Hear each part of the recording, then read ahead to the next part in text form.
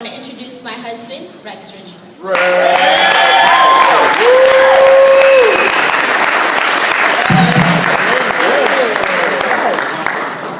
Hey guys, I'm used to writing these things for Steve. Not quite sure I know how to take points and do it myself. I'm going to try. I have a few notes of people who've come in, and I'm going to try to acknowledge some people. And don't take it personally if I just don't have it. But if I don't mention everybody, but I want to start off my drop-dead gorgeous wife. So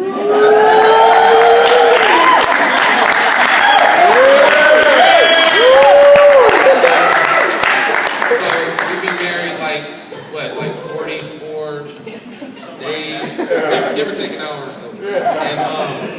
And I'm very proud of her. She spent the whole day in the hospital today with her grandmother who fractured her femur, and so we'll probably be going there after tonight. But she's got, she's a writer. My wife is a writer, and that's the best way I can say it. She she just started her doctorate program at USC, and so needless to say, our family has a lot going on right now, so we're gonna need your prayers. I have some family in the room. Where's the Covina crew? My mama.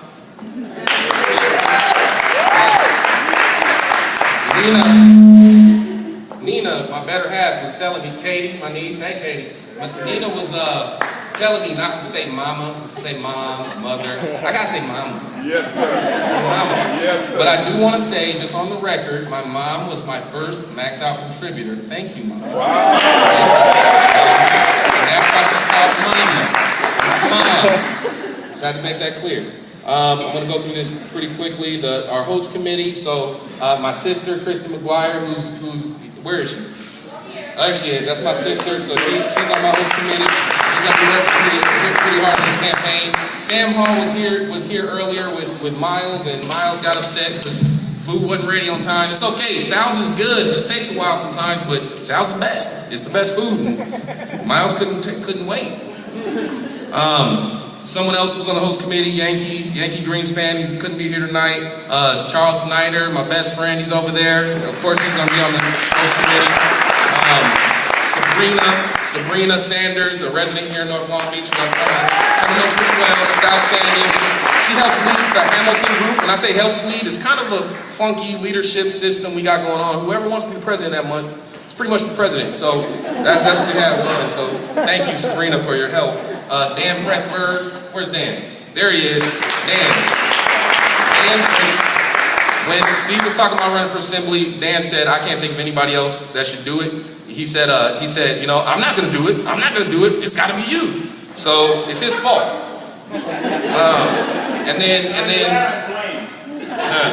So next is Laborers Local 507, but particularly my friend Joshua Fargan. So give these guys a round of applause. And then I want to talk about the folks who spoke before me today. Rex Pritchard, he mentioned it. He was the first organization to come out and endorse. But I just want to say, Rex is a great guy. I mean, he started off as president, and it was like, come on, rein it in a little bit, Rex. But he's really effective. He's an effective leader, and his members really love him. And he's a Christian, and those are the things that I really admire about him. Yes, so Rex, I look forward to working with you, and we're going to restore Western 12 when we're together. We're going to get there. And then lastly, Steve Neal. So Steve Neal, I just got to say, I had questions about whether I wanted to come here and work as chief of staff in the city, and I have to tell you, some things you have to learn through example. And Steve is a man of integrity. He's a man of God, and I can't say that I've ever worked with anybody like Steve. And I just want to put it out there right now. Steve's going to win that assembly seat. I'm going to be. Look, I'm putting it to you like this.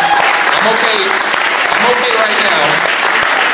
right now saying right now publicly that I'm a lieutenant in Steve Neal's army. So when he tells me to line up, we're lining up. I'm good. Steve Neal, we're going to swing very hard to get you in there. So that's the host committee. Then I want to acknowledge some other sort of people in the room. I know we went through with the electives, but it's somebody in particular I have a personal relationship. He's like my big brother, and that's Councilmember Al Austin. So let's give Al a round of applause. And don't get me wrong, it's the reason we didn't have Al up here today, because making Al go through the whole ringer. I'm in a few weeks or months or whenever it is. Oh yeah, he's gonna get up here. He's gonna do something. So oh yeah, I want the nice wine bar you got down there. Bixby knows I want something. Okay, so we'll talk. We'll talk.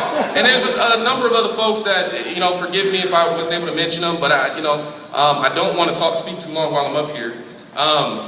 What's funny is I didn't know that Mayor Foster was going to say what he said about, I told Rex not to run, because I basically wrote my points based on how many people have said, Rex, why are you doing this? And it's a good question. Like, seriously, I'm a young guy, fairly young, right? Fairly young dude. I have a mortgage and student loans to pay. I have opportunities, professional opportunities I need to pursue.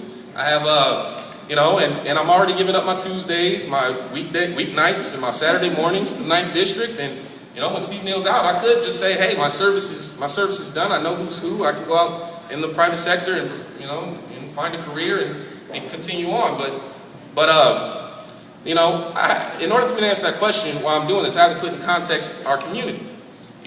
Before I knew that this was the 9th District, I bought my home here. I liked the neighborhood. It was something affordable. I liked the families over here. It was a park in my neighborhood. I bought my home here. And I came to find out that this community is large, it's very diverse, right? It's got some challenges, it's got some needs. When we talk about those needs, this is a community that needs quality public services. It needs parks and libraries. This is a community that needs its potholes and its trees trimmed. It's also a community that needs a little bit of economic attention. Our small businesses, our workforce, we need a little attention on our workforce, This is a community that we need to maintain public safety as a top priority. That's the type of community this is. And when Steve Neal came into office and he brought me on board and we put together a team, we tried to tackle some of these difficult issues. It wasn't easy. It was tough. When the Ramona Senior Housing Project, they said that project was off the table, it wasn't going to work. We said go back to the table, find the $1.5 million to make that project work and get it done. And that project, there's shovels in the ground. When they said you're not going to get aid, right? When they said that Fire Station 12 wasn't going to be done in your first term, bad contractors, this and this and that, we said, no, we're going to get that done this term. It's not an option. It's going to happen. When they said the rebuild of Houghton Park Community Center was too expensive, too daunting, too large of a task to take on as a council office, we said that's exactly why we're going to take that project on. Because it needed to happen, right? It's not, we're looking for new ways to address old problems, right? So, one thing that stands out, I want to say, it was a lot of people that said that North Long Beach wasn't ready for a business improvement district. Like Bixby Knolls, like downtown, like Belmont Shore, they said it wasn't ready. They told us, actually, I can quote, it'll take you at least 15 years to get that off the ground. It took us 2 to get this off the ground. So someone asked me, why am I running for city council? I don't want to answer that question. I think it's a better question that needs to be asked. I think the question needs to be asked is, why would anybody want to stop the progress that's happening in North Long Beach? That's the question.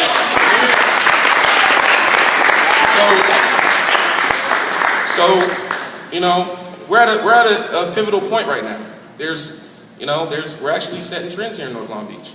When we put together the foreclosure registry, holding banks accountable for the crime, blight, and violence that vacant foreclosed properties create and bring to a community, that's now the model in the region. What Long Beach is doing. That started Steve Neal championing that. When we went to address liquor stores, they said, you know what, that's ABC, it's a state issue. No, we're going to try something different. So we created the alcohol nuisance abatement ordinance. Guess what? People on the other sides of town are clamoring to do that. We piloted that here in North Long Beach. Thanks, Steve. Thanks, Al. We piloted that here. Inside District 9 website, the district captain program, the neighborhood associations, we're engaging this community like it's never been engaged before. So if you ask me why I'm running, you got to push back. You got to say, look, we can't stop. This thing can't stop. We can't turn back. So what I want to say is, I'm not running because I want to run. I'm running because I'm called to run. Go ahead. I'm not, I was at a fundraiser last night. For our city prosecutor, and I had a conversation with Jeff Kellogg. It's my first time talking with this guy. I think he's awesome. My first time talking with him. Let's give him a round of applause too. You know, and in that conversation, you know, I picked up something, you know, that I wanted to share today. It's not that I'm running because I'm running for city council so that I can be somebody. I'm running for city council so that I can do something. Yes. Okay? I want to work together to get something done. That's my motivation. So, all that said, why am I running? I'm running so we can get something done. Okay? So, you heard it first. That's why I'm running for city council. And, you know, it's a lot of jokes out there about, you know, I don't have an opponent. Well, I just want to say a few things about that. It didn't feel like we didn't have an opponent for 4 years when we were fighting for change. There's always folks who resist change. Yes. All right? This isn't easy. I'm not running against nobody. If just because the name isn't on the ballot doesn't mean those forces that resist change aren't working against us. Right. It's there. Okay? So that said, I said I wasn't going to say too much, so I'm pretty much gonna wrap this thing up. You know, I do wanna just say that we're off to a great start. We are gonna need your help. Again, you know, they listed some endorsements. Obviously, the firefighters have gotten on board. Councilmember Neal's encouraged me to run, and I think that means he endorses me. And you know, I've got my mom, obviously. You know, but my friends and family who are here, right? We picked up some endorsements over this last week. You're not here, Local 11, the champions of Measure N. They've endorsed our campaign. Laborers Local 507, they've endorsed our campaign. IBEW's endorsed our campaign. Painters and Allied Trades Council's endorsed our campaign. So we're doing pretty well over this last like 9 days. So what I'm going to need from you, first and foremost, is your prayers for my family. I'm going to need some encouraging words because public service is a thankless job. There will be folks that, you know, most folks are joking when they say you don't need to run, but some people are pretty serious and they're malicious. So I'm gonna need them smiles, and you know, I'm gonna need that. So that's what I need first and foremost. When I call you and ask you to come volunteer or make some phone calls, somebody on my team calls and asks, just take a moment and just think about it. And if you can't do it, just point them in the right direction, give them some encouragement. And finally, it's going to be the financial support. I'm going to need to finance a campaign. Obviously, $350 contribution limit is difficult here in Long Beach, but you know, Steve Neal got it done, Alan Austin got it done. We can get it done. All right. So that's it. I'm pretty much done. Let me thank our band. Y'all want to thank the band for playing tonight. Bill Grizzlia.